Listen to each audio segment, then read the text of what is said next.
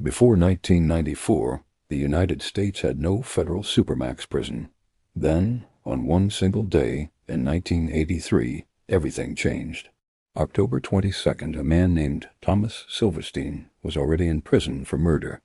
He was handcuffed, walking through a corridor, and somehow he slipped out of the cuffs. What happened next shocked the entire country. He attacked and killed a prison guard named Merle Klutz, stabbed him 67 times. Hours later, same day, different wing of the same prison, another inmate did the exact same thing. A different guard dead. 2 guards killed in one day, inside a federal prison. The government had no answer for what to do with men this dangerous, so they built one. If this already has you hooked, subscribe right now. You do not want to miss where this goes. ADX Florence opened in Colorado in 1994. It sits in the middle of nowhere. 335 men. One purpose: to contain the people that every other prison could not. The design itself is a weapon. Every cell is 7 by 12 feet of solid poured concrete. The shower is inside the cell. There is a 4-inch slit for a window, aimed at nothing but empty sky, so inmates cannot figure out where they are inside the building. There are 1,400 remote-controlled steel doors, and one panic button that locks every single door in the entire facility at the same time. No one has ever escaped. But here is the part that most people don't know. The prison doesn't just contain dangerous people. It creates them. Jack Powers was not a violent man. He robbed a bank, nonviolent, no weapons, no injuries. He was sent to a regular federal prison. Then, in 1999, he witnessed a gang murder inside the prison. He feared for his life. He attempted to escape, not to run away forever, just to survive. The escape failed, and as punishment, he was sent to ADX Florence. He arrived with no history of mental illness. No signs, nothing. Then the years started passing. 23 hours a day alone. Concrete walls. Lights that never change. No conversations. No human touch. After several years, Jack Powers cut off one of his fingers. Then another finger. Then his earlobes. He chewed through one of his own fingers with his teeth. He found a way to drill into his own skull and attempted to inject bacteria-filled fluid inside. This is a man who walked into that prison completely sane. The isolation itself did this to him. He later became a writer. He wrote about what happened. He participated in a major civil rights lawsuit against the Bureau of Prisons. Eventually, advocates fought to get him transferred. His first night in general population, after more than a decade alone, he tried to play basketball. He had been practicing for years in his cell with a rolled-up sock. But his real basketball skills were completely gone. He had also cut off his own fingers, so he could no longer play guitar, something he loved before ADX Jack Powers went in for a bank robbery. ADX took the rest. Joaquín Guzmán, known as El Chapo, escaped from Mexican maximum security prisons not once, but twice. The second escape in 2015 is almost impossible to believe.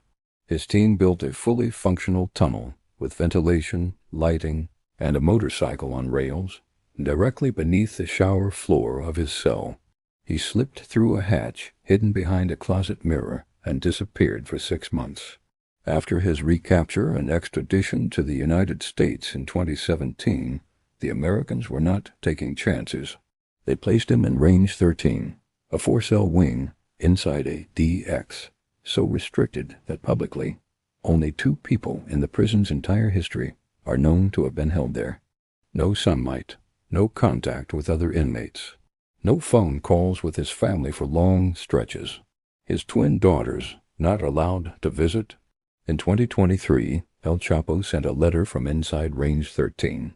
He described his conditions as psychological torment. He requested to serve the rest of his sentence in Mexico. Denied. He asked for twice-monthly 15-minute phone calls with his daughters. Also denied. The man who outsmarted 2 prison systems and ran one of the most powerful criminal organizations in history, completely stopped by concrete and procedure. Drop a comment. Which story is shocking you the most so far? We read every single one. At one point, a single corridor of ADX Florence held 5 of the most dangerous men in modern American history, all neighbors, all in isolation, none of them able to speak to each other. Timothy McVeigh, Oklahoma City bombing, 168 people dead, including 19 children in a daycare. Ramzi Youssef, the 1993 World Trade Center bombing. He was also held in Range 13 before El Chapo. Ted Kaczynski, the Unabomber. He mailed homemade bombs to people for 17 years. The FBI investigation to catch him was the longest and most expensive in the Bureau's history. Eric Rudolph bombed the 1996 Atlanta Olympics, a women's clinic, and a nightclub. Johar Tsarnaev, Boston Marathon bombing. 5 men, 5 different attacks, hundreds of lives destroyed, all on the same corridor, all behind the same thick concrete walls, none of them talking. Kaczynski, despite being one of the most feared criminals in U.S. history, was described by a DX's own warden as calm and quiet inside. He was eventually transferred in 2021 due to cancer. He died in June 2023, still in federal custody, at 81 years old. Robert Hansen worked for the FBI for 25 years. His entire career was dedicated to catching Soviet spies. For most of those 25 years, he was also one. He sold classified secrets, names of American agents, details of nuclear programs, methods of surveillance, to the Soviet Union, and then to Russia for nearly 2 decades. He was paid over $1 million in cash and diamonds. The Department of Justice called his case possibly the worst intelligence disaster in U.S. history. Several of the American agents whose names he sold were later arrested and executed. He was caught in 2001 during a dead drop operation, the same old-fashioned technique he had been using all along. He was sent to ADX Florence. He was given 15 consecutive life sentences. He died there in June 2023 at 79 years old. Alone in his cell, the man who hunted spies for a living died as one. ADX Florence is marketed as the prison where nothing can go wrong. 1,400 remote-controlled doors, cameras everywhere, concrete walls that cannot be moved. In 2005, it went wrong. 2 inmates were left in a yard together, unsupervised long enough for one of the most brutal things in the prison's history to happen. The incident was caught on camera. A man was beaten and stomped to death inside the most secure prison on Earth. The murder changed how yard time was monitored, but it also revealed something that the building's designers maybe did not fully account for, that when you put the most dangerous people in the world together, even a small window of unsupervised time is enough. Remember Thomas Silverstein, the man whose crime in 1983 caused a DX to be built in the first place? He spent the next 36 years in near total isolation. For part of that time, he was kept in a specially designed basement cell. Lights on 24 hours a day.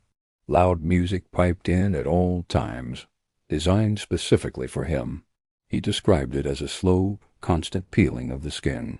Despite 25 years of perfect behavior inside ADX, no incidents, no attacks, nothing, courts repeatedly ruled that his conditions did not count as cruel and unusual punishment. From his isolated cell, Silverstein painted portraits, abstract pieces, detailed artwork, all done inside a cell he was rarely allowed to leave. His supporters tried to sell the pieces. He died in May 2019 at 67 years old, still in isolation. The man who forced the government to build the world's most extreme prison died inside it. He never left. ADX Florence is not a secret. It is a real place, on a real map, funded by real tax dollars. But what happens inside it, the silence, the concrete, the lights that never go off, the years that turn into decades, that part stays hidden.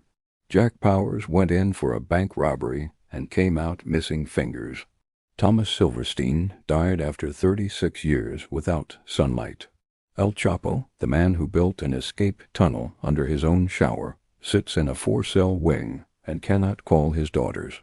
The question that this place forces you to ask is not whether these men deserve to be punished. Most of them did terrible things. The question is, what does it mean when a government building can take a human being and slowly, legally, completely break them? That question does not have an easy answer. But now, you know the place where it lives. Subscribe so you never miss a documentary like this. And comment below.